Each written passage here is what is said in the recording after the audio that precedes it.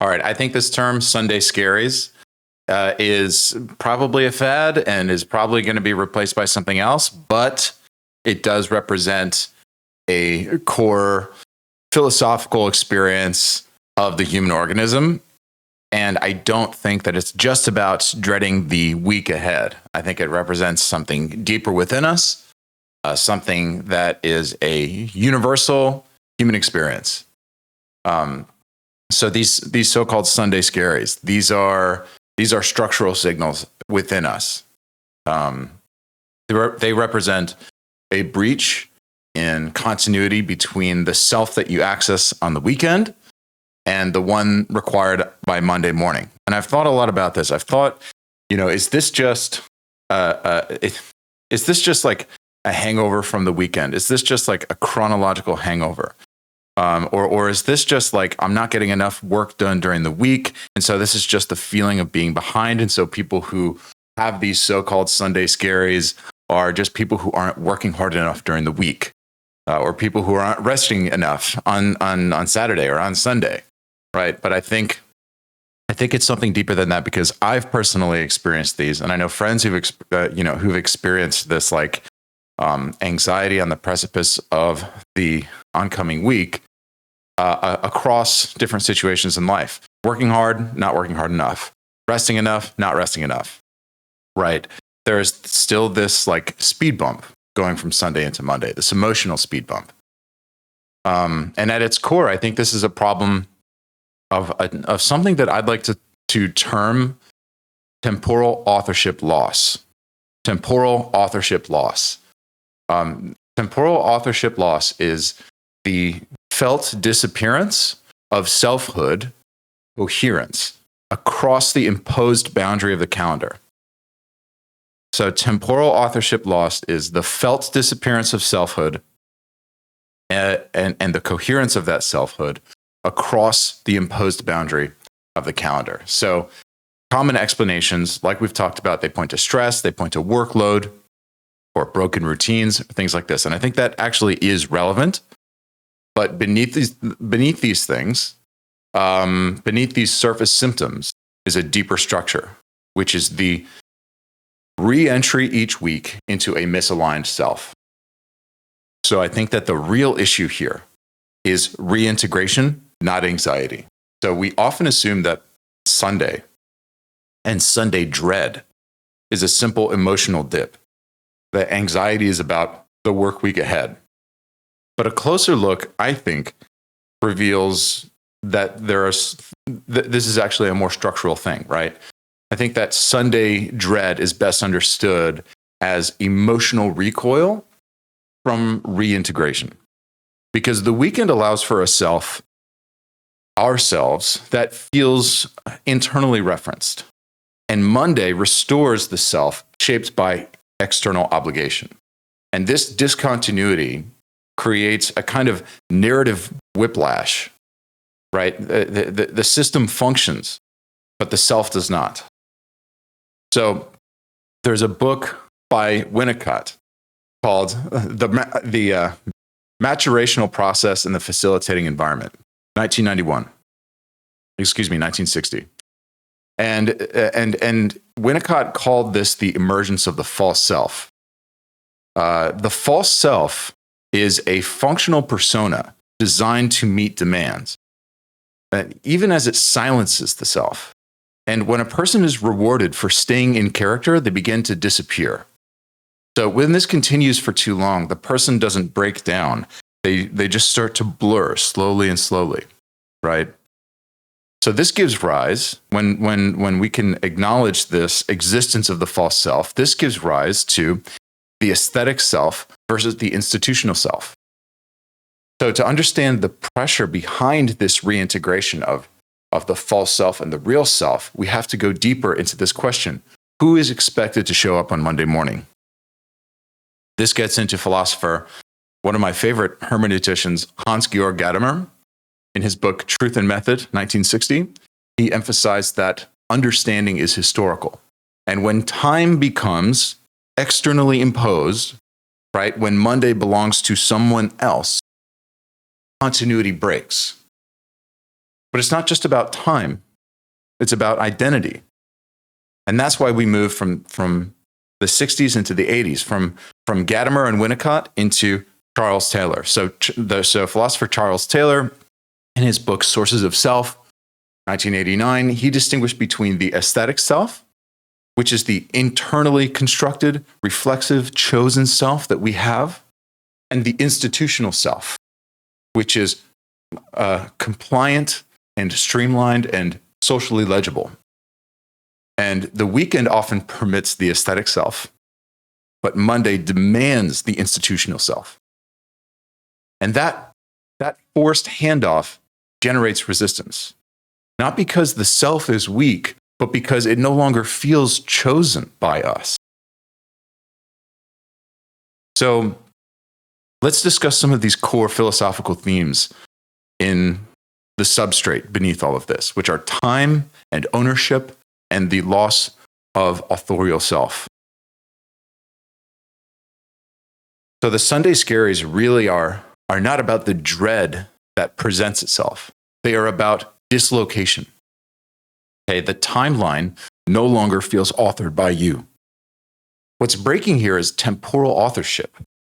Your sense of being the narrator of your own time is replaced by an inherited structure that no longer fits. And this shift fragments the continuity of self and flattens agency into mere participation. It's not just a reluctance showing up on Monday. It's a structural dissonance. It's a disruption in the continuity between the internal reference and the external demand. And this artificial cadence of Monday through Friday, while ubiquitous and inescapable and completely universal, is a kind of social average. It's like a one-size-fits-all rhythm that fits almost nobody, right? It's like, imagine having an average-sized shoe that is the average is calculated by averaging all feet size. It's like it would fit nobody. And that's kind of what the Monday through Friday 9 to 5 is. It's kind of like the average of what we all ought to be doing, but doesn't really work for anybody. But it governs nearly everybody. And while we might not be able to escape it, we can begin to name what it extracts. So let's look briefly at just how systems co-opt identity. Okay, these fractures are not random. They are systemic, right? There's a reason that this concept of the Sunday Scaries as a cultural phenomenon, which again I think is probably just language that will be replaced by something else, has emerged as an emergent property, as an emergent phenomenon, as a common concept and a common experience. These fractures, they're systemic. Between the authentic self and the institutional self, or the aesthetic self and the institutional self, right? And the more refined the system, the more invisible the erosion. So a well-designed system doesn't just guide behavior, it actually automates it.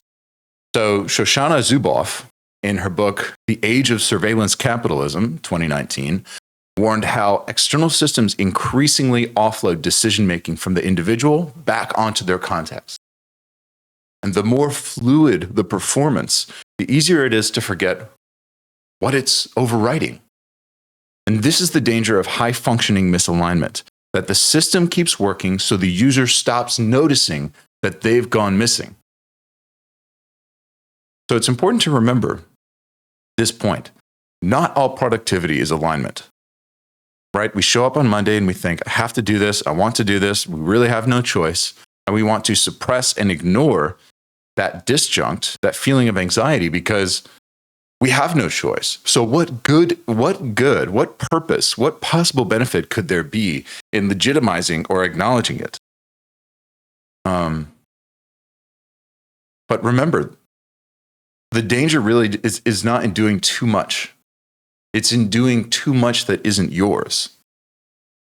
So there's a book called Moral Luck, 1981. Bernard Williams. Williams argues that integrity is fidelity to one's deep projects. So when the coming week requires that, work from you that furthers none of your deep projects, dread sets in. Not because the work is hard, but because it is disconnected from the structure of the self. That emotional erosion begins quietly. The so-called Sunday scaries are the early signal that the integrity curve is lagging behind the output curve. So what the Sunday scaries indicate is that we are inhabiting a system that works but doesn't fit. And the most dangerous systems really aren't the broken systems, because we can easily identify those and move away from them and reject them. The most dangerous systems are the ones that function perfectly while subtly eroding your sense of self. This is not about feeling misaligned. It's about performing misalignment so well that the feeling is numbed. And then you stop feeling that anxiety on Monday and you forget who you are. Not that you have to feel anxiety to be who you are, but remember that anxiety is just a signal. The anxiety that comes with Monday is just a signal. And whether it's a signal that you respond to or numb will significantly determine your relationship with yourself. And when the system rewards coherence at the cost of internal clarity, the person adapts, personhood adapts until adaptation becomes disappearance. So let's look at an example, like a day in the loop, a day in this loop, right? Because abstraction is really useful, but alone it can kind of float. So let's ground it for a moment, right? Monday morning, you got your Slack that loads before your coffee finishes brewing. You got a meeting at 9 a.m. You got another meeting at 10 a.m. You're responsive, you're articulate, you're even respected and well-performing. But by 11:15, you've kind of forgotten what it felt like to want something. And the system is running. But deep down, you are not. You are somewhere else. You are beneath the surface. And the scaries are not always loud. Sometimes they arrive as an absence of something. So let's figure out how to run a structural diagnostic loop, right? So why do we resist reclaiming time? Renegotiating how your week is structured isn't just logically hard. It's psychologically loaded, because time in modern life is tied to safety and legitimacy and perceived worth. And for many, altering their weekly rhythm means risking perceived reliability. It means absolutely cashing in a degree of your social status and reputation. Others really fear being labeled as non-compliant. And most simply don't know what authored time would look like. What would it look like to have my life be an expression of my own authored time? So what they do is they keep the system and they dissolve inside of it. And part of what makes Sunday difficult is the lack of closure from the previous week. Right? The brain registers these loose ends, these unreplied emails, these half-finished drafts, these unresolved conversations. I personally have like almost 10 open projects right now in various statuses that I'm it's Monday morning right now when I know like I haven't said that in this video, but it is Monday morning for me, and I've got an insane amount of open projects right now. And so, as any of you know who've watched or listened to me, I make videos pretty much for myself. And so I'm wanting to understand the deeper philosophical themes of this kind of specific phenomenon of anxiety. But again, part of what makes Sunday difficult is this lack of closure from the previous week, right? All of these open projects and open statuses we re-inherit this cognitive load, right? And our brain interprets them as a latent threat. It's actually not irrational. It's anticipatory pattern recognition. And some of the most practical wisdom around Sunday dread really isn't about changing your Monday. It's about protecting Sunday. Sunday is about not waiting passively. We want to use Sunday to logistically and philosophically prime ourselves for Monday, right? It's not about necessarily working on Sunday, although listen, if that's part of your personal routine that works for you, that's fine. But it's about using Sunday to clean up what the next version of yourself will inherit. It's really about doing more of a philosophical and existential priming for the next day, right? So that you do something useful for yourself, even small, right? Maybe you do a little work. Maybe you write a draft. Maybe you return a message. Maybe not, right? Maybe you give a little bit of a bid towards Monday. Maybe you just organize your tasks and create, and this is what I do in Notion, is that you just create a list of tasks that are related to the projects that you have so that when you show up on Monday, you just don't have to think. That is actually a gift that I give myself on Monday, is that on Sunday, in Notion, and I do project management in Notion every morning, but what I do in Notion is that I create a list of tasks and make sure, and I audit them for their due dates so that when I show up on Monday and I look at my tasks filtered for due today, it is just something I don't have to think about, right?